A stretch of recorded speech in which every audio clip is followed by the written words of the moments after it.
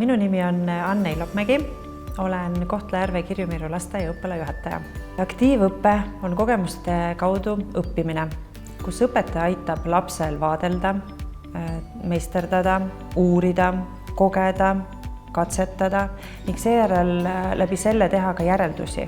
Aktiivõppetund näeb välja nii, et laps saab osaleda aruteludes ja nad saavad kasutada teadlikult oma teadmisi. Ehk siis aktiivõppe käigus lapsel tekivad alati küsimused.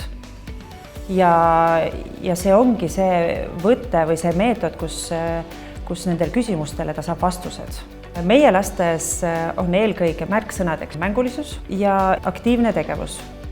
Näiteks avastus ja projektõppe, rolli- ja situatsioonimängud ja nii edasi, et läbi selle kõige laps õpib.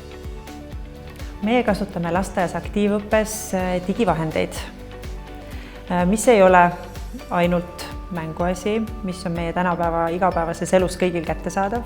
Läbi digivahendite me värvikustame laste tegevust ja see õpetab neid, see annab neile teadmisi. Ettevõtliku kooli raames oleme pööranud just tähelepanu sellele, et lapsed on need, kes algatavad. Nendes on vaja süstida seda julgust, et nad julgeksid rääkida. Ja õpetajad on selleks, et neid juhendada selles. Sest on ju põhisõna, tahan, suudan, teen. Ma tahan midagi saada. Me leiame koos need variandid, kuidas me suudame seda.